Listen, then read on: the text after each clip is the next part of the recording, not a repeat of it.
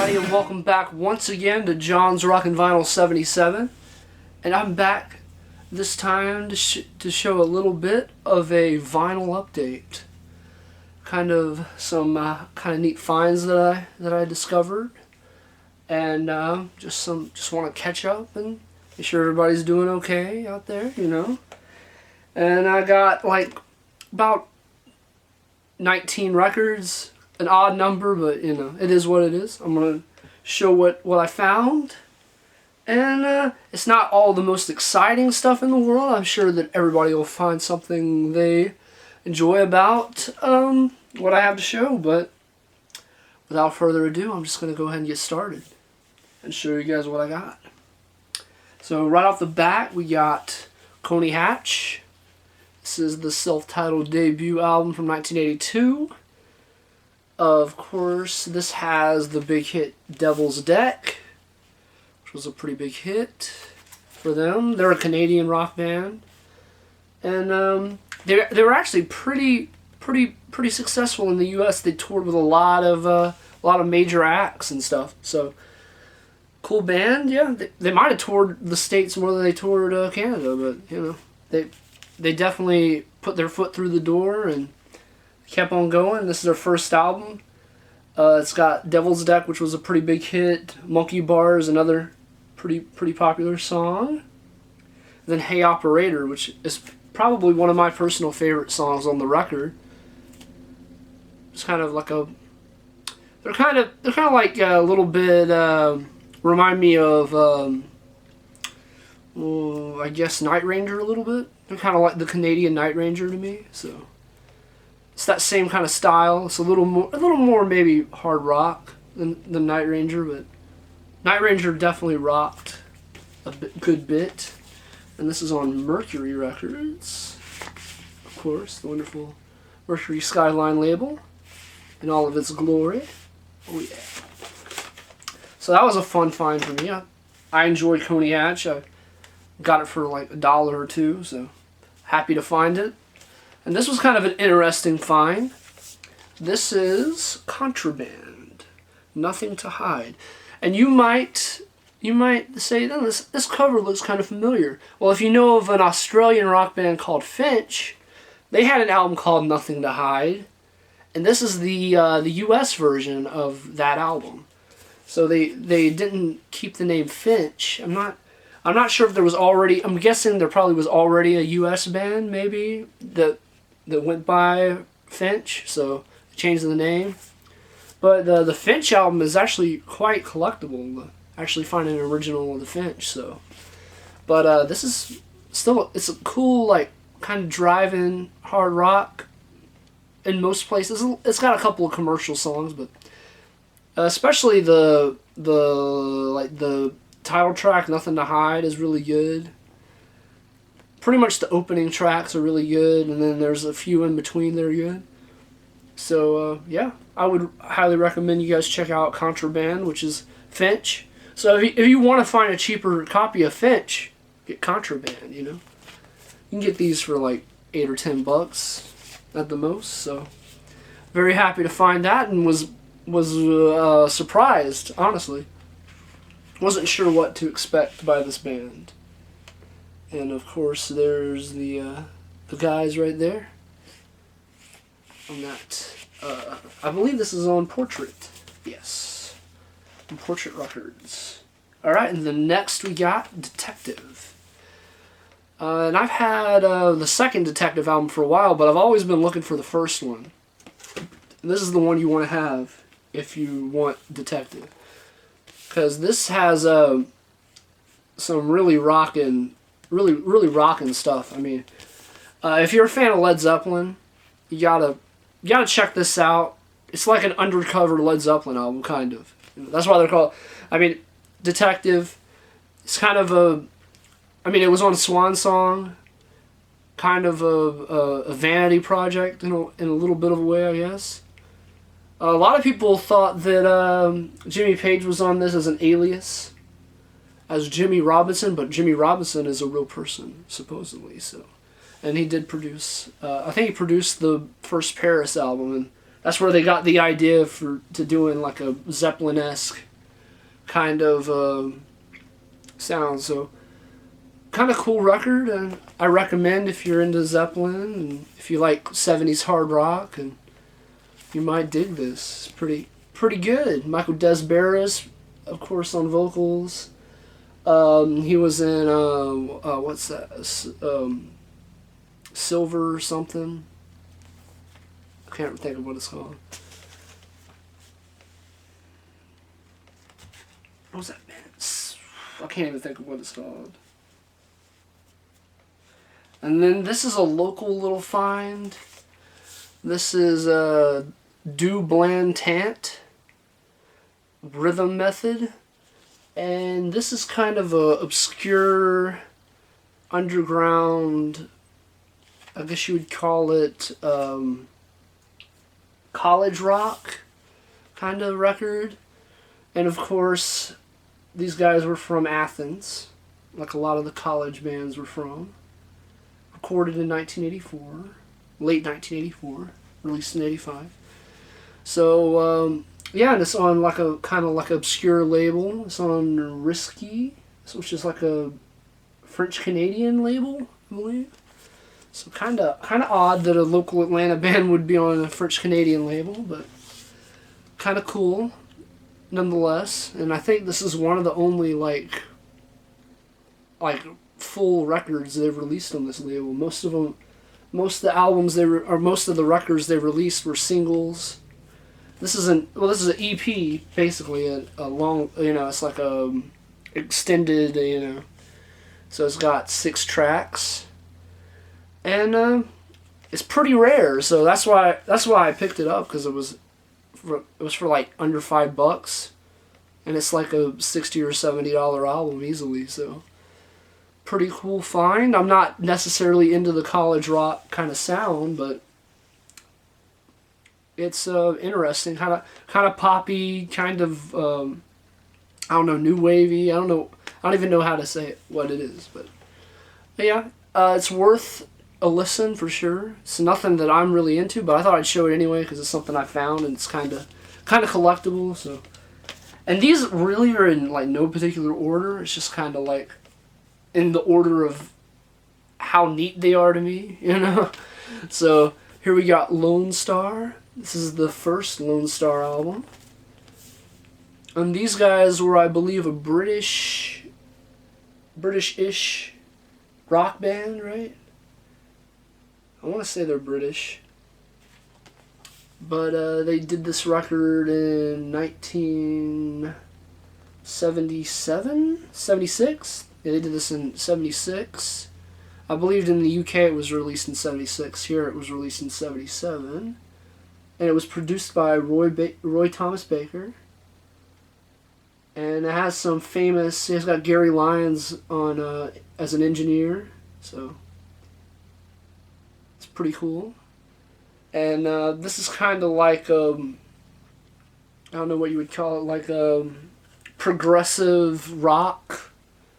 Kind of infused with just classic rock. It's that kind of... It's got a little bit progressive leanings. They do a version of She Said, She Said, the Beatles song.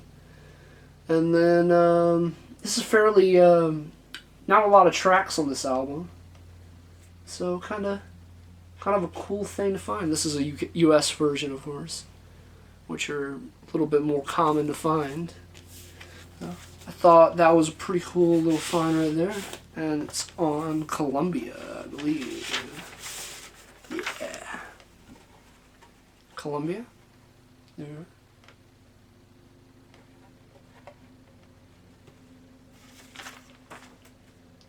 And I got that for like $2, so couldn't be happier, Some new music that I've never heard before for $2. Why not? Try it out. And the version of She Said, She Said is pretty good. It's pretty solid, I would say.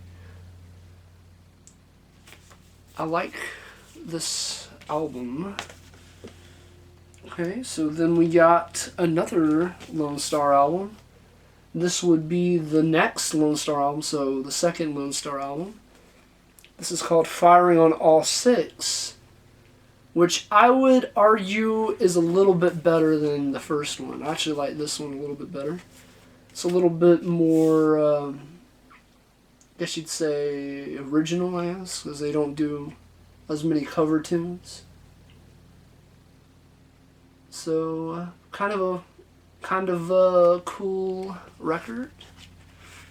And this one has a lyric inner sleeve thing. And of course it's on the same label, so.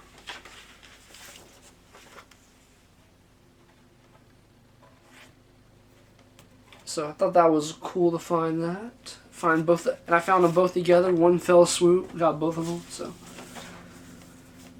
And I know they did a couple more records, so I'm about to keep a lookout for some more Lone Star stuff, because these were pretty interesting albums, so. Alright, and next I got Derringer. This is a pretty neat find for me. I had had a US of this not long ago.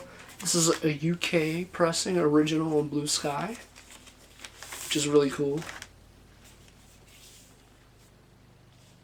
Of course, has Vinny Appice, very young Vinny Appice on drums. There's just something, I mean, I know they're not a UK band, but there's just something cool about UK pressings. Just kind of unique, you know. They got a little bit different design on the labels and stuff, so. And this is a little bit of an upgrade, I would say, to the copy I had. The one I had had a little more scratching going on, but this doesn't have very much at all, so. Really happy to find that, and of course this is a great rock and roll album. I mean, when it comes to rock and roll, man, like, this is a good one. So yeah, I would definitely recommend you guys checking out, especially this. I believe this is the first of the just Derringer album. And I believe he did 3 or 4 of these, and then he'd go back to just being Rick Derringer. But this is basically like a super group, and he called it Derringer, you know, which is basically a different band than, you know, the Rick Derringer band. So these albums are really cool. So I definitely recommend you guys check this out.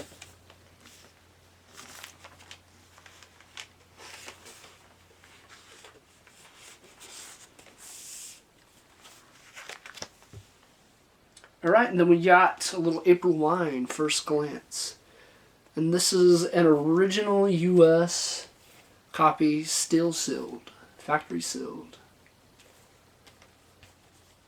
And it's got the turtle sticker, price sticker right there, which I thought was just wonderful. And I got it with a bundle with a couple other things, with I think the Derringer and the Detective album. So I was like, what a deal, I'm going to grab this. It's brand new, still sealed. I mean, I don't know if I'll crack it open or not, but still cool to have. You know, I like April Wine a lot too, so big fan of April Wine. So then we're going to move a couple years in the future into the 80s. So we got The Outfield with Play Deep. This is a little bit of a departure from the rest of the stuff I'm showing. This isn't quite as hard rock, I would say, or you know, it's a little more commercial rock, you know, AOR you would call it probably. But the first couple of Outfield albums are really good. Highly recommend checking them out, even if you maybe not like the more popular side of rock, but still, I think that there's enough musical stuff going on that's interesting. Like, particularly as a drummer, Alan Jackman's drumming really stands out to me. Always, well, not always, but ever since I got into the Outfield, that's kind of the thing that draws me in. So that drumming, it's just insane. I just love the way he drums. So I definitely recommend you guys checking this out. mean, chances are you probably heard of it. I'm sure you heard of Outfield. But yeah, I got the Play Deep album, and I got the second album. Shoe. There you are. Bangin', which is another great album. Almost prefer this to the first album. It's a little bit edgier, I would say. It has a little more rock vibe to it, I guess. I like some of my favorite tracks: Somewhere in America, Banging on My Heart, Moving Target, Playground, which is a phenomenal... Everybody should check out. That's one... If you're going to check out an Outfield song, you need to check out Playground. Just a moody, kind of... I don't even know how to describe it. It's very... I think you guys would like it. It's kind of moody, and it rocks. And then Alone With You, which is a ballad, which is a good ballad. Main Attraction, which is kind of like a real pumped up rocker. It's kind of reminded me of Zebra in a way, so kind of cool. So and then of course Better Than Nothing and Since You've Been Gone to finish it out, which was a huge hit, Since You've Been Gone. So definitely a underlooked band, I would say. Maybe a band that didn't live past their first big hit single, and as soon as they did that, all people could remember were the lines to, that. So definitely underrated band in my opinion. I think they have a lot of good music out there. And great songwriting. John Spinks was a great songwriter, so. And then next, this is kind of an even further turn.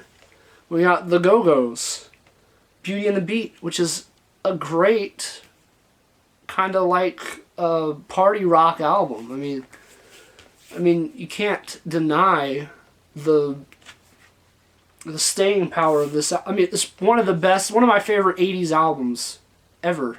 So, I definitely recommend this one and Vacation for sure.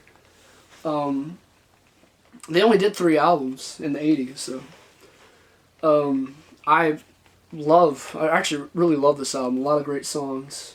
We got The Beat, Tonight, Skid Marks on My Heart, Lust to Love, Our Lips Were Sealed, This Town, How Much More, Fading Fast, Automatic, Can't Walk in Your Sleep If You Can't Sleep, Can't Stop the World. I think the last 2 songs are the weakest, but the whole, as a whole, it's a solid album. And if you guys don't think the Go-Go's rock, watch any or listen to any of the live footage from like the early 80s. They can freaking rock your socks off, man. I mean, Belinda Carlisle, of course, Of course, she was really famous later, did a lot of solo stuff, so. Jane Whelan, Kathy Valentine, and all those girls, So, up next, I'm going to show another band I like a lot, Survivor, another 80s. You kind of notice the theme in these, a lot of 80s kind of stuff. This is stuff that I like, that's not super rare, that you can come across, but it's nice to have copies of this stuff, I have the CD of just about every one of these, but it's cool to have the vinyl too, So, and if you find it cheap, for like $1 or $2, I'm gonna grab this when I see it if it's $1 or $2, It's a good clean copy of a Premonition, which is probably Survivor's finest hour in my opinion. It has, even though Eye of the Tiger, the next album after this, would really cement the fame, and the legacy of this group. I would argue that this has some of the engineering and the sound mixing of this album just sounds so good. Has such a great drum mix and heavy bass mix. I definitely recommend everybody check this out. This is a quintessential early 80s hard rock album. Definitely, I would say hard rock, because there's not really a soft song on here. Light of a Thousand Smiles, maybe. Most of these are pretty rockin' numbers, so even that has a great guitar solo in it. So then we got the Babies, another kind of cool band to me. And this is probably their finest moment as well. Broken Heart, which is has start out track Wrong or Right, which is a great song. Give Me Your Love, another great song. Isn't It Time? Everybody knows it, everybody's heard it. Is it a little bit overplayed, maybe? If You Could See Me Fly, which is a fantastic song. The Golden Mile, another great song. Broken Heart, another great song. I'm Falling, another great song. Rescue Me. That's a little bit weaker, I would say. Well, no, Rescue Me, I was wrong, because I just thought about what that... Rescue Me is actually probably my favorite song of the whole album, so... And then A Piece of the Action, Silver Dreams. I think the weak link is Silver Dreams. But most of this album is really solid. I would say like a B+. Really good, melodic. I would say... a lot of people say they ripped off... Bad Company, kind of, but I mean, I can definitely hear it a little bit. They kind of sound like a little more polished Bad Company with a little more English, because I feel like Bad Company as an English band sounded more like an American band, but these guys had more of a English kind of, I don't know, but pretty cool stuff. I think that if you like Bad Company a lot, you probably dig this. I mean, John Waite just freaking welling away on the vocals on this album. And, this is the classic lineup of the Babies, pretty much. John Waite, Michael Corby, Wally Stalker, Tony Brock. Lots of great stuff on this. Of course, another great drummer. I love Tony Brock's drumming on this album and all the Babies albums, so... Definitely recommend that as well. So, and then we got Roadmaster. This is an album called Fortress, and this is their final album to be released after it, I guess, failed to really make an impact. I guess, which is such a shame because it had some great songs on here.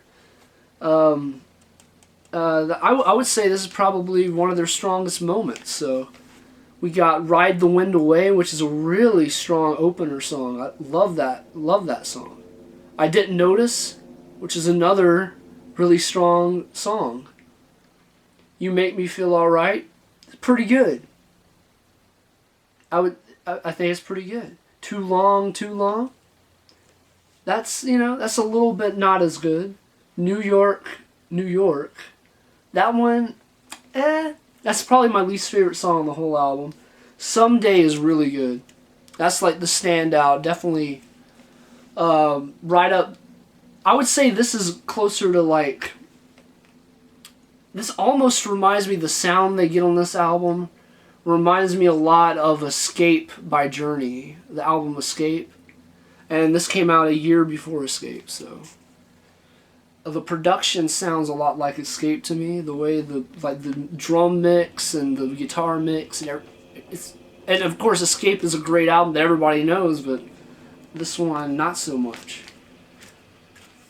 It's a cool record, and I got it still in the shrink wrap with a little like a store sticker. The list price was $7.98. So yeah.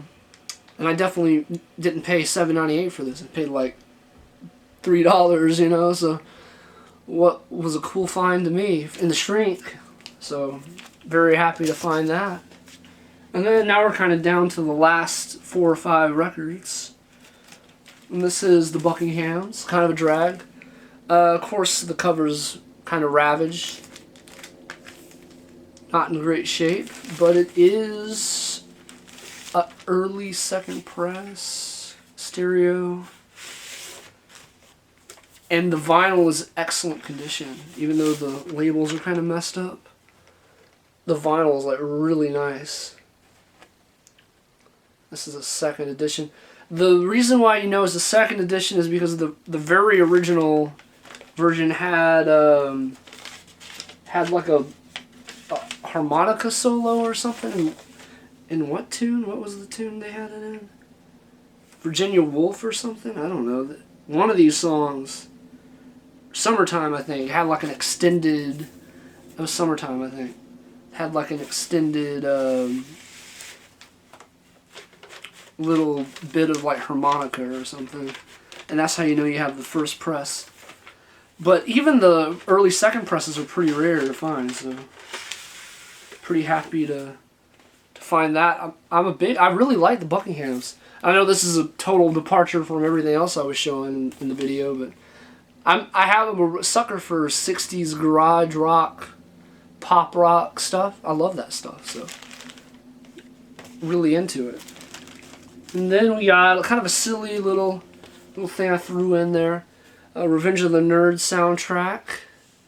And this is famous for, of course, having the Rubinoos. They do, of course, the title track from Revenge of the Nerds. They actually do a couple of songs, don't they? They do... Which one? They do Breakdown, and they do the Revenge of the Nerds. Okay, and then Pat Robinson is on this too. So yeah, this is a promo copy, not for sale. This was released on Scotty Brothers. This is actually kind of a rare album to find. I believe these sell in the range of like $25-$30 on eBay. So kind of a cool little find right there. And I'm a fan of the movie. I like the movie a lot, so there's the soundtrack. And then this was a neat find. This is one of my favorite finds. This is one of the last ones. This is the Sensational Alex Harvey Band Next. And the thing that's really special about this is it's the very, very rare, very hard to find. Don't see these very often. U.S. original Vertigo Swirl version. These are, because this was the last year they did Vertigo Swirl in the U.S. And these are really, really rare to find. So, to find original Vertigo Swirl U.S. press of Alex Harvey Band Next, pretty tough to find. So, pretty scarce. And of course, this has so many classic Alex Harvey Band songs. It's one of my favorite bands of all time. And my dad introduced them to me. I just love. I mean, you can go back all the way like 7-8 years ago, and I showed this in one of my videos. And I had like the common later press, but this is the Vertigo Swirl one that you need, well, that I needed for my Alex Harvey collection. So big fan. Have the CDs, of course, but gotta have the vinyl, And I would like to maybe upgrade the cover a little bit. It's got some wear on the sides, but other than that, the record's like mint, like never been played. Sounds phenomenal. So we got 2 albums left, and they're the 2 most exciting, of course. So here's Triumph, very first debut album, and you might notice one thing. This is the original cover. It's not the U.S. one. I wonder, could this be an original Canadian first press? Oh, I don't know. Could it be? Could it be? I don't know. Let's see. Let's find out. Shall we? Let's open it up. Oh, look at that. It's the blue Attic label. Light, very light blue. And this is the original first pressing of the first Triumph album. Which is, like a month after I bought this, I was like doing a double take because I saw one that was a later press selling for like $30, and I was like, what? And I got mine for like $8, and it was in the U.S. It was a U.S. seller, so I didn't have to pay some crazy shipping fees. So that's a crazy cool find to me, and I love the early. I love Triumph. Pretty much all the way through the 80s, they did some good stuff, man.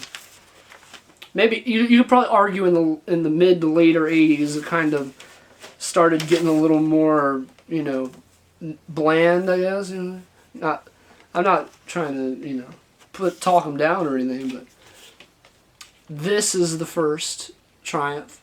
A lot of people say they're kind of ripping off Rush, which I can understand. It's kind of got that kind of edgy, kind of like debut Rush album vibe. It's got a little bit of that. I could definitely see how you could link them together. Both Canadian, both power trios. Both relatively around the same time. This came out 76, and Rush's first album came out in 74, so not far after. They came right along. But this is a great album, and I've been a fan of this album for a long time, and I've been looking for an original Canadian, but the shipping's like $30, you know, and then the auction will end up going for $20, so it'll be like $60 before the end. I'm just not gonna pay $60, so. But I got this for like $9, and like $3 shipping. So, very happy to find that. Very happy to find that. And then last but certainly not least, this is one of my favorite finds this year for sure. I haven't been finding a lot of like really crazy, out of this world, obscure, you know, stuff, but this isn't exactly obscure, but it's a great album. This is Sweet Fanny Adams. And again, kind of a similar story to the Triumph. A US seller, didn't really know what they had. And this is an original UK on RCA. Of course, you can see the iconic Fanny Adams cover. This was never released in the U.S. This album, as this, was never released in the U.S. The album that was released was, what is it? God. Now I'm drawing a blank. I can't even think of what it's called. It's the one where they're on like a street, you know, and it's got like Sunset Strip in the background. I can't think of what it is. Well, anyway, this is a freaking rockin' album. This has tracks like Set Me Free, which is a basically proto-metal, heavy metal. I mean, I'm going to be honest. I think Sweet basically created heavy metal as we know it. I mean, listen to Set Me Free and tell me it sounds like anything you heard in 1973 or 74. I believe it's 73, right? Something like that. I think it's got to be 73, I'm pretty sure. But this thing's just freaking knock your socks off, balls to the wall, hard rockin' album. I mean, it's got some more poppier elements, but it's mostly a hard rock album. It's got Set Me Free, Heartbreak Today, No You Don't. Dude, that's one of the best songs of all time. Set Me Free, great song. Rebel Rouser's pretty good. Peppermint Twist is a cover. Sweet F.A., that song is epic.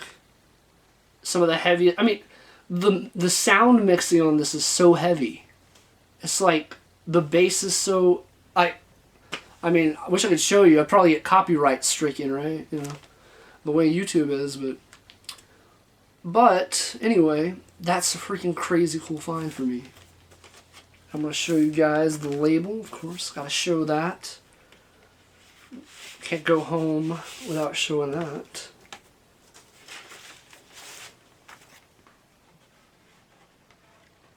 Oh yeah, cool.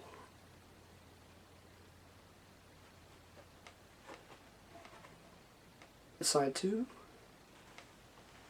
And there you have it. And I was just crazy shocked to find this, you know.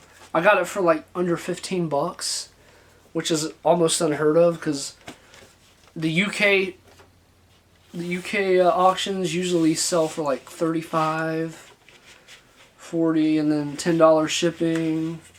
Well, usually they sell for like $35, I would say. And then like $20 shipping, so by the time you're like paying $55, $60, it's just kind of not worth it. So glad I got it for a good deal and from a US seller. and very happy about that. So that's my little update for you guys. Hope you guys enjoyed what I showed today. And I'll probably get back with a CD update. I got so many more CDs now, so that'll be fun to make. I hope you guys enjoy what I show, and look out for another CD video. So thank you guys for tuning in. Talk to you later. Bye.